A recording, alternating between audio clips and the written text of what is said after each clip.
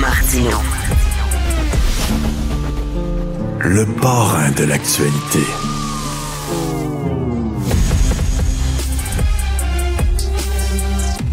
Je suis avec Marc Boilard. Marc, dis aux gens ce que tu me disais sur la porte-parole de Donald Trump. Ben, on regardait la télé, puis on voyait la porte-parole de Donald Trump qui est tous les jours en train de clarifier un peu tout ça. Puis je me disais, c'est malade. Une personne qui dit ce qu'elle veut tout le temps, n'importe quoi.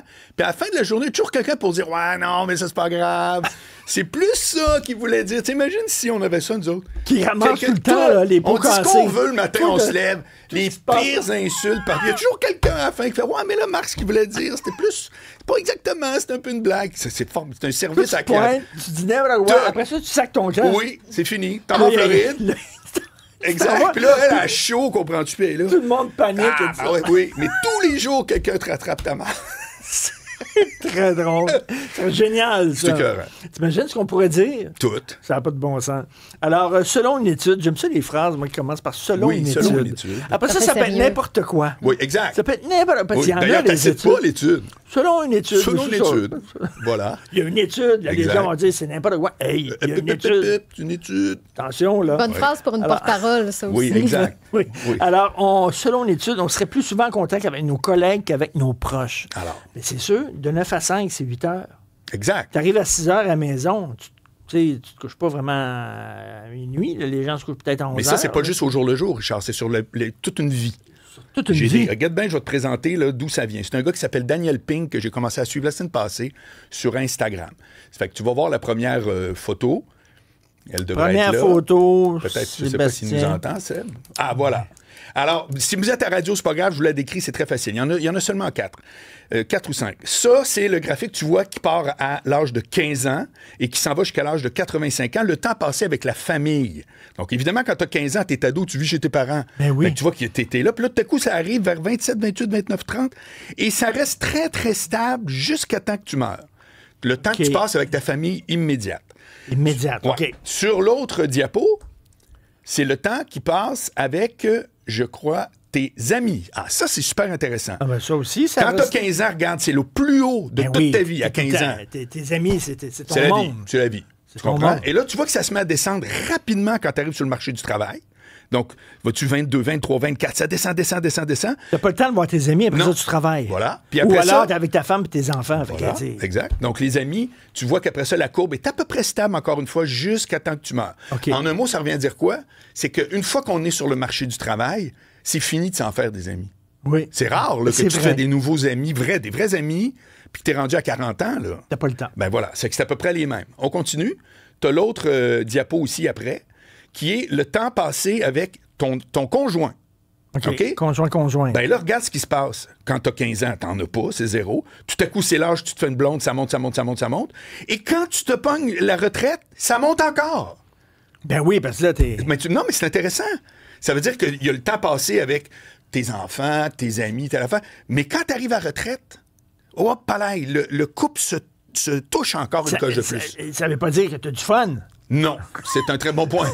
Tu vois ton conjoint, ta conjointe plus souvent, ça veut pas dire que t'as du fun avec. C'est pas un graphique du fun d'envie. Hein? C'est un graphique du temps que tu passes avec le monde. C'est très, très bien dit. Et la dernière que j'ai trouvée la plus intéressante... OK, ben ça, c'est des enfants. Donc, à 15 ans, t'en as pas. Tu passes énormément de temps avec tes enfants entre l'âge de 30 et 40. Et évidemment, ça tombe. Alors, petit message à tous ceux qui disent... Tes enfants ont une vie, puis ils s'en vont. Voilà. Non, mais ça, tu l'as d'en face. Parce qu'il y a beaucoup de monde qui, secrètement, c'est le fun, j'ai des enfants quand je vais être vieux. T'es verras pas, là. C'est tout, là. Tu vois quand ça donne. Moi, j'ai changé de ville. Ma mère qui nous regarde, bravo. Mais j'y vais quand je peux, là. Bon, c'est ça. Et la dernière, c'est celle que j'ai trouvée la plus intéressante. Ah, ben ouais, je dis toujours la dernière. Ça, c'est avec tes collègues. Donc, évidemment, à 15 ans, t'en as pas. Ou peut-être tu travailles au McDo. Là, ça monte en flèche au début quand t'as 18-19 ans. Ça reste toute ta vie active des gens que tu vois beaucoup. Jusqu'à la retraite. Voilà. Mais tu vois beaucoup, là. C'est énorme. Mine de rien, nous autres, on se voit tous les jours maintenant. Ben oui. Bon, ben c'est ça. Ben oui. Et celle qui finalement sera la vraie, parce que c'est celle qui m'a fasciné, regardez tout le monde le temps qu'on passe seul. C'est une courbe qui monte sans cesse. plus tu vieillis, plus tu passes de temps seul. C'est capoté, hein? Ça m'a tellement... Et ça m'a donné 2 réflexions. C'est bien bizarre, ça, oui, cette courbe-là. C'est qu'à un moment donné, les gens... Si toi, tu vis jusqu'à 85-90, donc tu sors plus. Ton conjoint, il est parti. Tes amis, le countdown était déjà commencé. Tes enfants, tu les vois pas. Tes enfants, ils viennent quand ils peuvent. Ils ont leur vie, ils ont leur famille. C'est le même cycle pour tout le monde. Moi, je retiens 2 choses de ça qui m'ont vraiment frappé. La première, c'est Élisabeth Roy, que tu dois connaître, qui est une relationniste, là, qui m'avait dit « Le monde est grand et la vie est longue et le monde est petit. » La vie est longue et le monde est petit. C'est vrai. Tu revois inévitablement, tu t'en rends pas compte, mais il y a un cercle rapproché de gens. C'est ça ton monde. Tu comprends? Ça fait que c'est long, mais calvaire, as-tu vu? C'est toi la première personne avec qui tu vas passer plus de temps. Puis après, c'est tous ceux qui sont dans le cercle très, très rapprochés, un peu moins rapprochés. Ça fait que même si on est des gens comme nous autres qui font un métier public médiatisé, notre vrai cercle, il est plutôt étroit. Et l'affaire, je trouve, la plus révélatrice, pour ça qu'aujourd'hui j'ai fait, je veux te parler de ça, c'est la dernière diapo. Être seul, c'est le sort qui nous attend tous. Et si vous ne voulez pas vous préparer parce que vous n'aimez pas l'idée d'être seul pour X raisons, c'est le temps de travailler là-dessus. Mais sais-tu quoi? On est tout le temps tout seul. À quelque part. On pense, tu sais, on se donne l'impression avec des amis, on se donne l'impression avec un conjoint, une conjointe, puis avec des enfants, mais tu nais seul, tu meurs seul. Oui. C'est carrément ça. Puis quand t'es malade, t'as beau avoir du soutien, j'ai eu un cancer, Sophie était là, mais c'était moi qui l'avais. C'est ça. T'es tout seul. Oui. Non, je sais. C'est ça. Puis on n'en parle jamais de ça. Puis il y a un gars qui s'appelle Jean-François Goulet, qui à un moment donné m'avait aidé dans le temps, je me souviens, je le remercie encore. Puis Jean-François m'avait dit, tu sais, quand il pleut, les gens vont s'acheter un parapluie. Mais dans la vraie vie, quand il fait beau, cours t'acheter un parapluie. Oui. Fait que si aujourd'hui tu as de la misère avec la solitude, c'est peut-être maintenant que c'est une bonne idée de travailler ça, de dire, hey, ça me tente pas là, de dire que, mon Dieu, quand je suis tout seul, je capote. Ça va arriver, on l'a d'en face. Plus on vieillit, plus c'est une réalité. Écoute, je lis beaucoup de biographies, moi, d'artistes, de gens connus, tout ça. Là. Et les 2 derniers chapitres sont tout le temps plates parce que c'est le déclin de la carrière. Ouais. La carrière décline.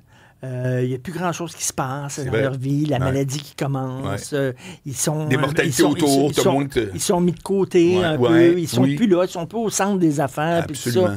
Puis à chaque fois, ça me chagrine parce que tout le temps, la fin, même des gens connus qui ont une célébrité incroyable, les 2 derniers chapitres, la fin de leur vie, c'est triste. On s'en sort pas. Moi, je trouve ça correct. On s'en sort pas. Je trouve ça correct que ça se dise plutôt que ça se cache. Fait que tu montes la vie, là, c'est que, tu sais, quand t'embarques dans une montagne russe, tu montes, là. Puis là, quand t'es rendu en haut, là, tu vois en bas, là. Ouais. Là, tu vois en bas, là. Puis à un moment donné, il y a comme une seconde d'hésitation en haut, là. Tu te dis, je vais-tu rester là, tout ça, puis là, ça descend. Voilà. Puis quand ça descend pour de bon. Quand ça descend vite en question. Alors, ça, c'est bon mot optimiste. Non, c'est pas donnant, je trouve. C'est vraiment, moi, au contraire. L'idée, c'est de se dire, écoute, c'est vrai, je devrais m'outiller. Si j'ai un problème avec la solitude, parce que c'est un problème répandu, tout à fait, moi, que je respecte, mais ça peut être une bonne idée d'essayer de dire, hey, j'attaque ça maintenant, j'attends pas que là, ça devienne un vrai problème parce que ça s'en vient. T'sais. Excellent. Merci beaucoup, Marc Boilard. À demain. Salut.